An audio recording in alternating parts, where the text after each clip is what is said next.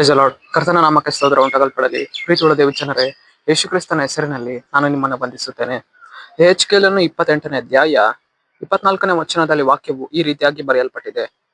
ಇಸ್ರಾಯೇಲ್ ವಂಶದವರಿಗೆ ಚುಚ್ಚುವ ಮುಳ್ಳು ಇನ್ನಿರದು, ಹೀನೈಸುವ ನೆರೆಹೊರೆಯವರೆಂಬ ಕಂಟಕದ ಬಾಧೆಯು ಇನ್ನಾಗದು ಎಂದು ವಚನವು ಬರೆಯಲ್ಪಟ್ಟಿದೆ.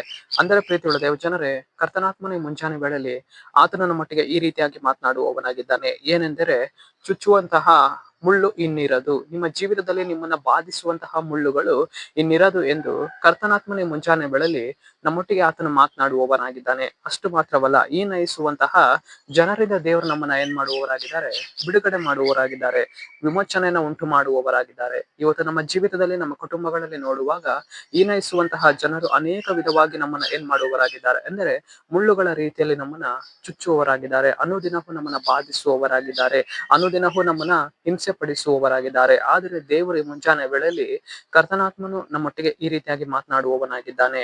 ಏನೆಂದರೆ, ಮಗನೇ ಮಗಳೇ, ನಿನ್ನ ಜೀವಿತದಲ್ಲಿ ಇರುವಂತಹ ಹೀನೈಸುವಂತಹ ಕಂಟಕದ ಮಾತುಗಳನ್ನು ನಾನು ಏನ್ ಮಾಡುವೆನು, ತೆಗೆದುಹಾಕುವೆನು. ನಿನ್ನ ಮಾರ್ಗದಲ್ಲಿರುವಂತಹ ಚುಚ್ಚುವಂತಹ ಮುಳ್ಳುಗಳನ್ನ ನಾನು ಏನ್ ಮಾಡುವೆನು, ತೆಗೆದುಹಾಕುವೆನು ಎಂದು ಕರ್ತನು ಈ ಮುಂಜಾನೆ ವೇಳೆಯಲ್ಲಿ ನಮ್ಮೊಟ್ಟಿಗೆ ಮಾತನಾಡುವವನಾಗಿದ್ದಾನೆ. ನಮ್ಮ ಜೀವಿತದಲ್ಲಿ ಹೋರಾಡಿಕೊಂಡಿರುವಂತಹ ಎಲ್ಲ ವಿಧವಾದ ಅವಮಾನಗಳನ್ನು ದೇವರು ನೀಗಿಸಿ ನಮಗೊಂದು ಕರ್ತನ ಸಮಾಧಾನವನ್ನು ಅನುಗ್ರಹಿಸುವವರು ಆತನಾಗಿದ್ದಾರೆ.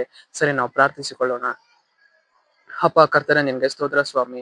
ಈ ಮುಂಜಾನೆ ವೇಳೆಯಲ್ಲಿ ದೇವರ ಈ ವಾಕ್ಯ ಭಾಗ ಸಂದೇಶವನ್ನ ನೋಡುವ ಜನಗಳನ್ನು ಸಂಧಿಸು ಕರ್ತನೆ. ನಿನ್ನ ಜನರ ಜೀವಿತದಲ್ಲಿ ಸ್ವಾಮಿ ನಿನ್ನ ಕಾರ್ಯವನ್ನ ಮಾಡಿ, ಎಲ್ಲ ವಿಧವಾದ ಚುಚ್ಚುವಂತಹ ಮುಳ್ಳುಗಳಿಂದ, ಹೀನೈಸುವ ಕಂಟಕದ ಮಾತುಗಳಿಂದ ನಿನ್ನ ಜನರನ್ನ ತಪ್ಪಿಸಿ ನಡೆಸು. ಅದಕ್ಕಾಗಿ ಸ್ತೋತ್ರ. ನಜರೇತಿನ ಯೇಸುವಿನ ನಾಮದಲ್ಲಿ ಕರ್ತನೆ, ಆಮೇನ್, ಆಮೇನ್.